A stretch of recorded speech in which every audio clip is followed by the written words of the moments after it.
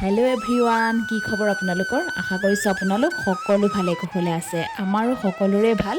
আৰু এয়া আপোনালোকে ভিডিঅ'টোৰ প্ৰথমকণ দেখিয়ে নিশ্চয় গম পাইছেই চাগে, এয়া হৈছে সৰস্বতী পূজাৰ দিনা কৰা ভিডিঅ'।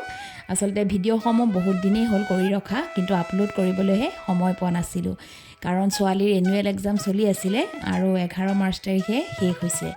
আৰু এতিয়া তাকে ভাবিছোঁ লাহে লাহে আপোনালোকৰ মাজলৈ ভিডিঅ'সমূহ এটা এটাকৈ আগবঢ়াই যাম আৰু আপোনালোকে ধুনীয়াকৈ মৰম দিব বুলি আশা ৰাখিছোঁ। আৰু এয়া আমি ৰাতিপুৱাই মানুহজনে আমাক ছোৱালী আৰু মোক থৈ আহিলেগৈ ছোৱালীহঁতৰ স্কুলত। আৰু ছোৱালীয়ে প্ৰথমতে ধূপ জ্বলাই ল'লে আৰু তাৰপিছত ময়ো সৰস্বতী মাৰ ওচৰত ধূপ জ্বলাই সেৱা কৰি লওঁ।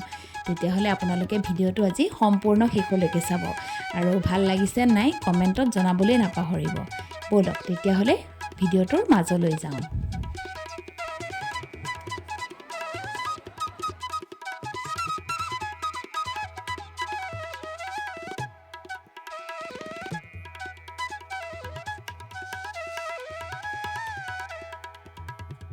এইয়া প্ৰসাদ এতিয়া দিলেহি, আমি তেতিয়াহ'লে প্ৰসাদ খাই লওঁ।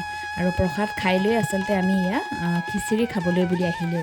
আৰু সৰস্বতী পূজাৰ দিনা আচলতে খিচিৰিকণ খালেহে মনটো ভাল লাগে। আৰু আপোনালোকে এবাৰ ক'ত কেনেদৰে সৰস্বতী পূজা উদযাপন কৰিলে কমেণ্টত জনাবলৈ নাপাহৰিব। তেনেহ'লে ব'লক আমি খিচিৰি এয়া বিলাহী টক আৰু পায়সো আছিলে, খাই বৈ এয়া ধুনীয়াকৈ আমি এতিয়া অকণমান থাকি আৰু যাম আৰু লাহেকৈ।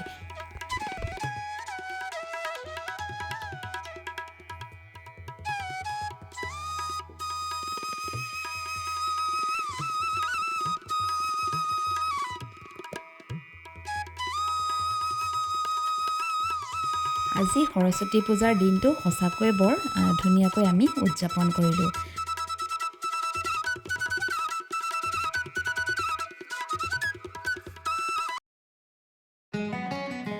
এয়া একেবাৰে 28 জানুৱাৰীৰ দিনাৰ দৃশ্য। এয়া যিহেতু আমাৰ ঘৰত এতিয়া মিস্ত্ৰী আকৌ লাগি আছে, গতিকে এইবাৰ আকৌ ফল চিলিঙৰ কাম কৰি থকা হৈছে এফালে, আৰু আনফালে বাথৰুমৰ কামো চলি আছে।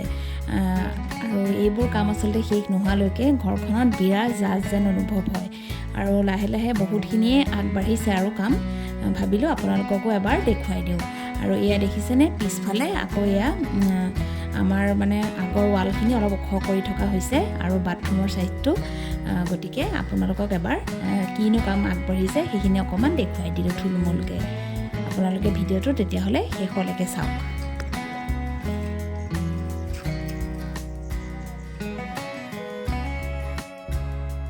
এয়া আকৌ 7 ফেব্ৰুৱাৰীৰ দিনা সন্ধিয়াৰ দৃশ্য। এয়া আমি এতিয়া গৈ আছোঁ শংকৰ সংঘৰ অধিৱেশনলৈ। আজি আচলতে ছোৱালীৰ লোকগীতৰ অনুষ্ঠান এভাগ আছে। আৰু ঘৰৰ পৰা সোনকালেই আহিছিলোঁ, কিন্তু ৰাস্তাত বহুত জাম লাগি আছিলে, সেইকাৰণে অহা অলপ দেৰিয়ে হ'ল। আৰু এয়া আমি কেইজনী এয়া গাড়ীৰ পৰা নামিয়ে ধুমধাম গৈছোঁ। আচলতে ছোৱালীৰ 6:30 পৰা প্ৰগ্ৰেমটোৱে আছিলে, 6:30 পোৱাকৈ মাতিছিল, কিন্তু আমাৰ আহোঁতে যিহেতু অকণ দেৰি হৈছে, প্ৰায় 6:30 বাজোৱে হৈছে, সেইকাৰণে আমি লৰালৰিকৈ মঞ্চলৈ আগবাঢ়িছোঁ। আৰু ইয়াত দেখিছেনে, এয়া ভক্তপ্ৰাণ ৰাইজে গোটেইখন উদুলি মুদুলি পৰিৱেশ হৈ আছে। এয়া দেউতা, মা আৰু ছোৱালীক বহুৱাই লৈছোঁ। আৰু এতিয়া আমাৰ এয়া বিভিন্ন ধৰণৰ অনুষ্ঠান ইয়াত আচলতে হৈয়ে আছিলে। এয়া মণিপুৰৰ এটা নৃত্য প্ৰদৰ্শন কৰি থকা হৈছিল। তাৰ মাজতে আকৌ মোৰ মানুহজনে কুইজ প্ৰতিযোগিতাত অংশগ্ৰহণ কৰি পুৰস্কাৰ পাবলৈ সক্ষম হ'ল। পিছে ময়ো এটা পালোঁ প্ৰাইজ, ছোৱালীহঁতে গীত পৰিৱেশনৰ পিছত পালোঁ মই। আৰু এয়া এতিয়া আমাৰ ছোৱালীহঁতে লোকগীত পৰিৱেশন কৰিবলৈ মঞ্চত বহিছে। তেওঁলোকক মই ইয়াৰ পিছৰটো ভিডিঅ'ত তেওঁলোকে কোনটো গান গালে লোকগীত আচলতে, গতিকে আপোনালোকক দেখুৱাম। আপোনালোকে পিছৰ ব্লগটো চালে শুনিবলৈ পাব। আৰু আজি বৰ ধুনীয়া মুহূৰ্ত এটা ইয়াতে পাৰ কৰিলোঁ। আৰু এয়া বাহিৰত এয়া 12 চেহৰৰ মণ্ডপভাগ ধুনীয়াকৈ সজাই পৰাই তোলা হৈছিল। আৰু ইমানেই আজি মানুহ আছিল, মানে যাবলৈ অহা যোৱা কৰাৰে বাট নাইকিয়া হৈ গৈছিল। আৰু আমি এয়া লৰালৰিকৈ গৈ কিতাপ দুখনমান কিনি ল'লোঁ, দেউতাও ল'লে আৰু ময়ো লৈ পেলাই এয়া আমি আহি ঘৰ পালোঁহি। যিহেতু মাক থৈ গৈছোঁ, গতিকে তাত আমি বেছি দেৰি কৰা নাই। আৰু এয়া এতিয়া বাপেক আৰু জীয়েকে পুৰস্কাৰ উলিয়াইছে। আৰু ধুনীয়া এনেকুৱা ৱাটাৰ বটল 2টা পাইছোঁ ষ্টীলৰ।